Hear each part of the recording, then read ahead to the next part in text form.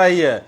एक हफ्ता से सीतामढ़ी टाइम्स की टीम लगातार चिल्ला कर सीतामढ़ी पुलिस के कान में भूपो बजा रही थी कि यूपी का मजदूर सीतामढ़ी से संदिग्ध परिस्थितियों में लापता हो गया है। और उनके परिवार के लोग लगातार चिमनी ईंट भट्ठा मालिक पर आरोप लगा रहे थे कि ईंट भट्ठा मालिक ने हमारे बेटे को गुम कर दिया है, मार कर कहीं दफना दिया है। लेकिन सीतामढ़ी पुलिस के कान तक जूं नहीं सरक रहा था। लेकिन आज सीतामढ़ी पुलिस, सीतामढ़ी सदर के जो डीएसपी है रामकृष्णा सदर, उनकी अगुवाई में डेड बॉडी बरामद कर लिया गया है। यूपी का मजदूर रायबरेली का सीतामढ़ी में ईंट भट्ठे में काम करने आता है, सहियारा थाना में काम करता है। एक दिन देर शाम अपनी मां को फोन करता है कि देखिए इस तरीके से ईंट भट्ठा के जो मालिक है और मुंशी है हमारे साथ मारपीट कर रहे हैं, मारपीट की घटना को अंजाम दे रहे हैं। लगातार यहां यूपी के परिवार बिहार में भटकते रहे, लेकिन किसी न्यूज चैनल, किसी मीडिया, किसी अखबार या किसी पुलिस ने कोई सहारा नहीं दिया। सीतामढ़ी टाइम्स को जब सूचना मिलती है तो सीतामढ़ी टाइम्स ने पहल के आधार पर एक हफ्ता पहले एक स्टोरी लगाई थी। उसमें साफ तौर पर लड़की के जो मां हैं उन्होंने गुहार लगाया था कि हमारे बच्चे को जिंदा हो या मुर्दा हो आप दे दीजिए, बरामद करा दीजिए, कम से कम हम अपने बच्चे की डेड बॉडी ही वापस ले जाएंगे। लेकिन आपको बता दें कि वो आज दुखद दिन आ ही गया है और यूपी का जो जितेंद्र था उसकी डेड बॉडी बरामद कर ली गई है। सीतामढ़ी पुलिस डीएसपी सदर की अगुवाई में डेड बॉडी बथनाहा थाना क्षेत्र से रुपौली से बरामद किया गया है। रुपौली में जेसीबी लाकर और डेड बॉडी कार में लोड कर जो है देर रात लाकर दफना दिया गया था। सीतामढ़ी टाइम्स ने पहले ही चिल्लाकर सीतामढ़ी टाइम्स के माध्यम से आप लोगों को बताया था कि मजदूर की हत्या हुई है। यूपी के मजदूर की बिहार के सीतामढ़ी में सहियारा थाना में सीमो ईंट उद्योग में हत्या हुई है।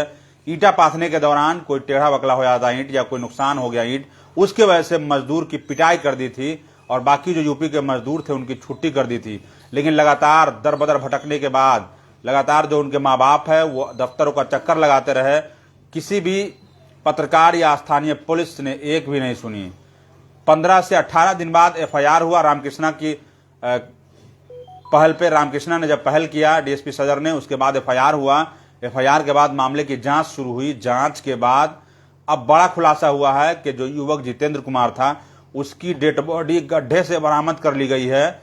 बथनाहा थाना क्षेत्र के रुपौली में डेड बॉडी देर रात जेसीबी से खड्डा खोद कर दफना दिया गया था।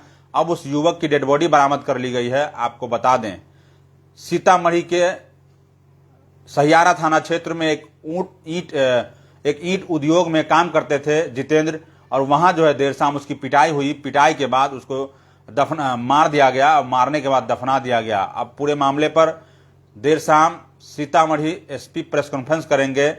4 बजे का समय बताया जा रहा है। लेकिन आपको बता दें कि बड़ी दुर्भाग्य की घटना है ये और दुर्भाग्यपूर्ण घटना है। जितनी निंदा की जाए उतनी कम है कि यूपी का मजदूर एक सीतामढ़ी में मजदूरी करने आता है बिहार में और ईंट भट्ठा के जो मालिक है उनको इतना मारते हैं कि ईंट भट्ठा के अंदर ही वो मर जाता है और मरने के बाद जो है उस युवक को दफना दिया जाता है ले जाकर चौड़ चाचड़ में। और उसके बाद सीतामढ़ी पुलिस ने आज डेड बॉडी बरामद कर लिया। हालांकि सीतामढ़ी पुलिस ने देर जागा लेकिन कार्रवाई उन्होंने किया। लेकिन दुखद घटना है। अगर समय से पहले आप जाग गए होते तो डेड बॉडी सड़ती नहीं, आसपास में बदबू नहीं फैलती। सीतामढ़ी टाइम्स ने प्रमुखता से स्टोरी चलाया था, आपको कमेंट बॉक्स में वो दिखाएंगे। लड़का की मां चिल्ला कर जितेंद्र की मां कह रही थी कि हमारे बेटे को बरामद करा दीजिए, जिंदा हो या मुर्दा हो जैसे बरामद करा दीजिए। लेकिन जागने का नाम नहीं ले रही थी पुलिस।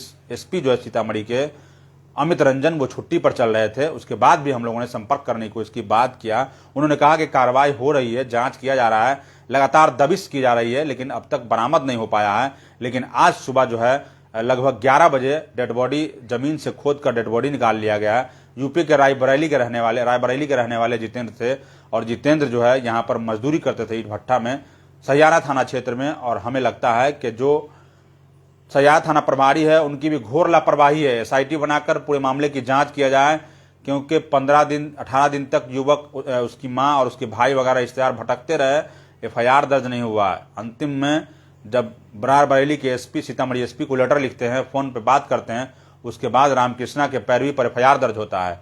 थाना प्रभारी को पैरवी करना पड़े एफआईआर दर्ज करने के लिए, ये शर्म की बात है। और भी थाना प्रभारी है, उनको हम कहना चाहते हैं कि इस तरीके अगर हत्या का कोई मामला हो तो ध्यान से देखिए, जानिए, समझिए, क्योंकि आपके परिवार, आपके घर में इस तरीके की घटना होगा तो क्या होगा। तो पूरी खबर पर बने रहिए सीतामढ़ी टाइम्स के साथ, लगातार आपको अपडेट देने की कोशिश करेंगे। तो जो लोग सीतामढ़ी टाइम्स देख रहे हैं वो शेयर और फॉलो कर लीजिए। आप हमें ट्विटर फॉलो कर सकते हैं, यूट्यूब पर सब्सक्राइब कर सकते हैं। पूरी खबर को लेकर क्या प्रतिक्रिया जरूर दे दीजिएगा, और हम आपको पिछली खबर का जो लिंक है वो कमेंट बॉक्स में डालते हैं, वो भी आप देखेंगे।